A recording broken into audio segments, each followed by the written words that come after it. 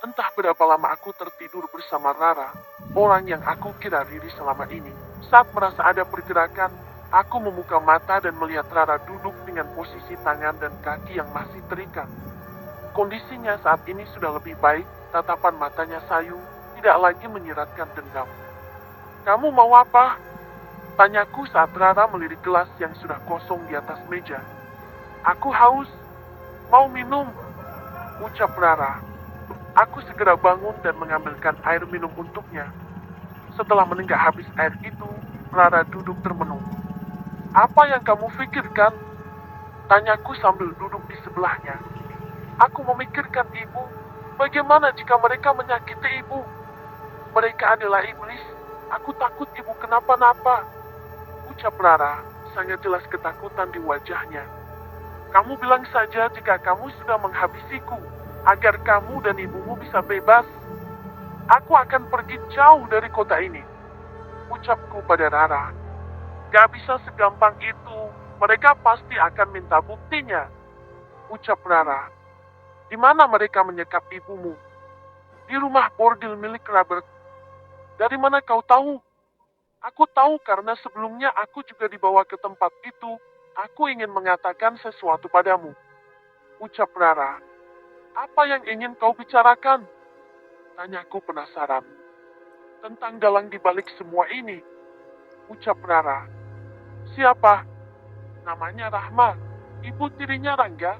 Orang yang katanya pernah kau bunuh dan kau jadikan rendang. Dia mengetahui rahasiamu dari orang yang bernama Denny. Ucap Rara. Rahma? Jadi Renata siapa? Tanyaku bingung. Kenapa Rahma jadi ikut terseret? Renata ibu kandung Rangga. Jawab Rara. Astaga, dunia begitu sempit. Dari mana kau tahu? Aku mendengar saat mereka menyusun rencana ini. Saat itu aku disekap di sebuah kamar bersama ibu. Saat aku mengatakan hendak ke kamar mandi pada penjaga, tanpa sengaja mendengar pembicaraan mereka. Ucap Rara. Benar dugaanku jika Om Denny tahu semuanya, dia pasti berniat memerasku saat itu, makanya dia tidak langsung melaporkanku ke polisi. Beruntung aku sudah menghabisnya. Jika Om Denny sudah tahu, otomatis Siti juga tahu rahasiaku. Aku yakin dialah yang menerorku selama ini. Aku harus menemuinya sekarang untuk membuktikan. Jika wajah Siti terluka, maka 100% dialah orangnya. Apakah mereka hanya mengincarku? Tanyaku pada Rara. Tidak, tujuan utama mereka adalah anak-anakmu. Kau tahu sendiri bisnis mereka. Anak-anakmu pasti sangat menguntungkan bagi Robert. Ucap Rara. Aku harus mengatakan ini pada Mas Anton, anak-anak sedang dalam bahaya.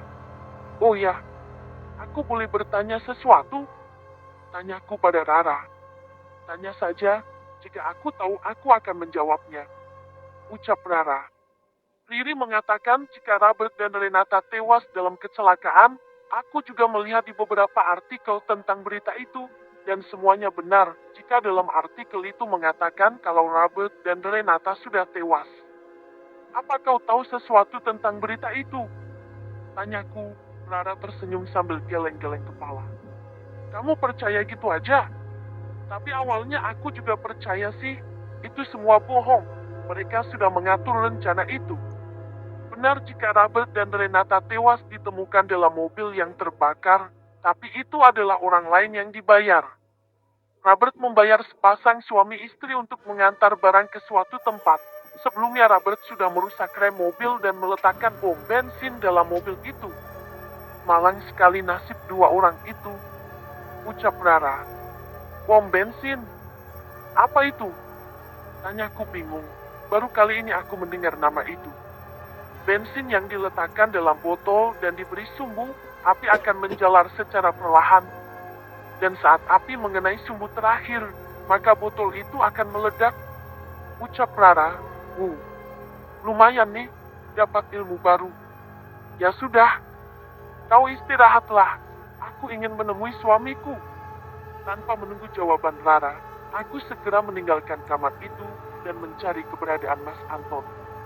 Mas, Mas Anton menoleh saat aku memanggilnya. Ada apa? Tanya Mas Anton. Tanpa basa-basi aku menceritakan semua informasi dari Rara. Mas Anton sama kagetnya mendengar penuturanku. Lalu bagaimana sekarang? Ucap Mas Anton panik. Aku juga nggak tahu, Mas. Apa kita pergi dari kota ini? Aku masih punya tabungan, bisa kita pakai untuk kongkos pergi jauh dari kota ini. Ucapku memberi saran.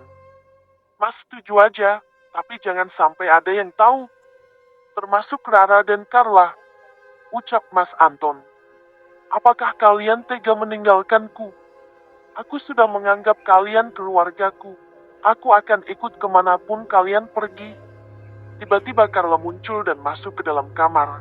Astaga, aku lupa mengunci pintunya. Tapi ini rumahmu, apakah kau bisa meninggalkan rumah ini? Tanyaku pada Carla. Aku bisa, tapi kalau menurutku lebih baik kita tetap di sini. Aku punya rencana untuk menghancurkan mereka semua. Ucap Carla. Apa rencanamu? Tanya Mas Anton. Kita laporkan tempat itu ke polisi, dengan begitu bisnis Robert akan hancur. Dan saat dia lengah, disitulah kita menghabisinya dan juga Renata. Masalah Rahma aku serahkan padamu, Mbak. Aku yakin kau punya dendam pribadi terhadapnya. Ucap Carla. Yang benar saja, aku sangat menghindari polisi. Bagaimana bisa aku melapor ke polisi? Tidak mungkin, aku saja saat ini buronan polisi. Ucapku menolak. Bukan kita yang turun tangan, aku akan membayar beberapa massa yang akan menjalankan rencana kita. Ucap Carla. Tapi aku yakin Robert punya banyak tangan kanan untuk melindungi bisnisnya itu. Bisa jadi oknum polisi juga sering menikmati wanita di rumah itu. Ucap Mas Anton.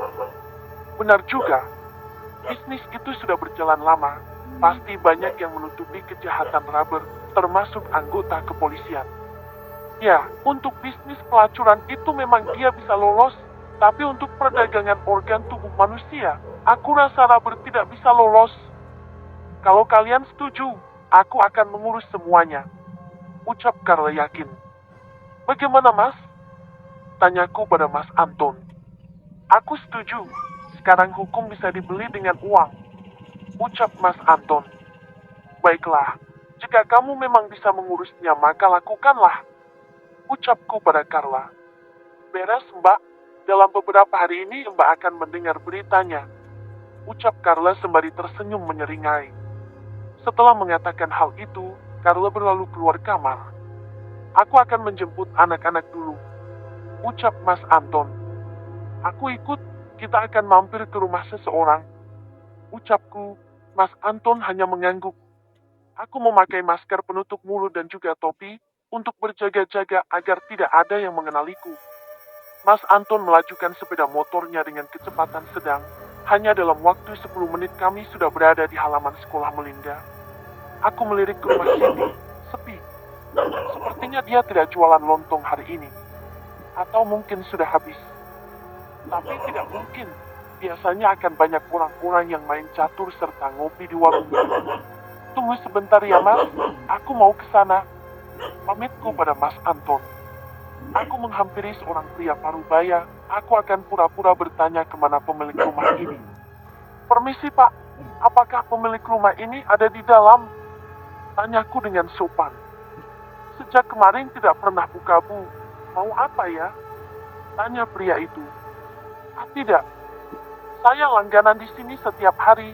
Berhubung anak-anak saya diantar jemput oleh ayahnya, jadi saya tidak tahu jika warung ini tidak buka sejak kemarin. Ucapku. Dengar-dengar sih, Bu Siti lagi kena musibah. Mungkin lagi di rumah sakit. Ucapnya. Kena musibah? Sakit apa, Pak? Tanyaku penasaran. Saya juga gak tahu, tapi ada yang bilang wajahnya kesiram minyak panas. Ucapnya, aku hanya mengangguk. Ya sudah, saya permisi dulu ya, Pak. Terima kasih. Ucapku ramah.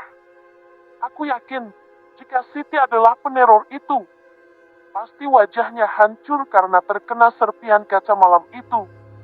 Tunggu saja, aku akan melenyapkanmu secepatnya.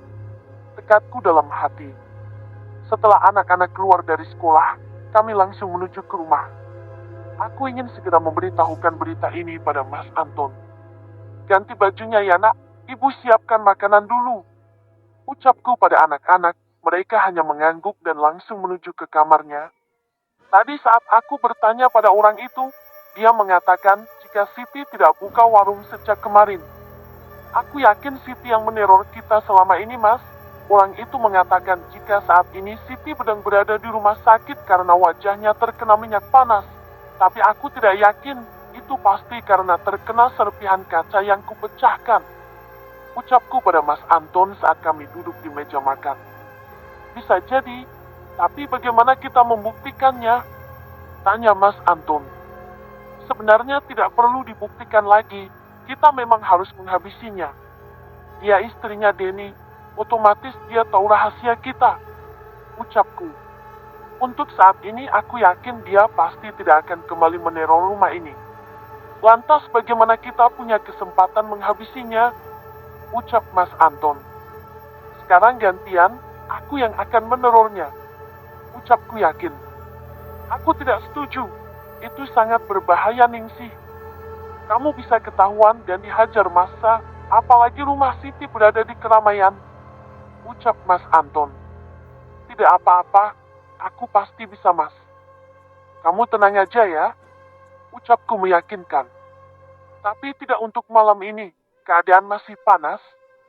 Tunggu beberapa hari lagi, tidak ada bantahan. Ucap Mas Anton. Jika sudah begini, apa mau dikata terpaksa aku menuruti kemauan suamiku. Mbak, Rara nyariin kamu tuh. Berisik banget dia. Ucap Carla dengan wajah merengut. Kenapa tidak habisi saja anak itu? Nambah kerjaan aja. Gerutu Mas Anton. Hati kecilku mengatakan jika anak itu tidak tahu apa-apa, aku juga tidak tega untuk menghabisnya. Aku tidak akan menghabisinya, Mas. Aku akan merawatnya sebagai bentuk rasa bersalah karena kita telah menghabisi nyawa ayahnya. Ucapku pada Mas Anton. Dulu juga Riri kamu perlakuan dengan baik, lihat apa balasannya. Aku heran lihat kamu. Terkadang kau baik, terkadang kau lembut, terkadang kau jadi monster. Ucap Mas Anton. Kenapa dia jadi nyanyi? Kok jadi nyanyi, Mas? Lebay deh kamu. Kali ini aku yakin dia orang baik. Ucapku disertai kekehan. Mbak yakin mau merawatnya? Tanya Carla saat kami menuju kamar di mana Rara berada. Iya. Mbak merasa bersalah juga. Ucapku, Carla hanya beroria saja. Kau mencariku? Ada apa? Tanyaku saat tiba di kamar Rara. Ibu kelamaan, maaf aku mengotori tempat tidurnya. Ucap Rara, ternyata dia buang air kecil di atas kasurnya. Tapi apakah aku tidak salah dengar? Dia memanggilku ibu. Bicaranya juga sudah tidak kaku lagi. Tidak apa-apa, semua karena aku terlambat. Ucapku sembari tersenyum. Aku membantu mengganti pakaiannya yang sudah basah. Beruntung pakaian Riri masih ada di lemari. Sebenarnya aku ingin sekali melepas ikatannya, namun aku tidak mau ambil resiko. Bisa saja Rara berubah pikiran saat ada kesempatan. Tidak bisa gitu dong. Jadi aku tidur di mana kalau kamar ini bau pesing? Teriak Carla yang berdiri di depan pintu. Tidur saja di sofa. Ucapku mengejek. Carla memajukan bibirnya beberapa senti. Aku dan Rara tertawa melihat tingkahnya itu. Rara, apakah kau mau membantuku? Tanya Carla tiba-tiba. Rara yang ditanya tampak bingung. Membantu apa? Tanya Rara. Apakah kau tahu di mana Robert membuka bisnis jual beli organ tubuh manusia itu? Tanya Carla. Di tempat yang sama, yaitu di rumah bordil itu. Tapi Robert menajalankan bisnis jual beli organ tubuh itu di ruang bawah tanah, sama seperti ruangan yang kalian punya itu. Ucap Rara. Oke, terima kasih. Ucap Carla. Memangnya kenapa? Tanyaku bingung. Saat orang-orang itu melapor dan polisi memeriksa tempat itu, mereka akan mengetahui di mana ruangan itu. Mbak tenang saja, aku akan mengatur semuanya. Ucap Carla. Baiklah, aku serahkan semuanya padamu, Detektif Carla. Ucapku sembari berlalu meninggalkan kamar tersebut. Mbak mau kemana? Aku gak mau tidur di kamar ini. Melengek Carles sambil mengejarku. Tidur di sofa saja, ucapku acuh.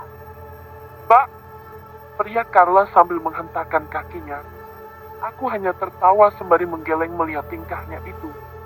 Melihat Mas Anton yang sudah tertidur pulas, inilah kesempatanku untuk beraksi. Maafkan aku, Mas. Kali ini aku tidak mendengar ucapanmu. Malam ini juga aku akan bertamu ke rumah Siti. Aku tidak akan bisa tidur nyenyak jika dia masih hidup. Tunggu kedatanganku, Siti.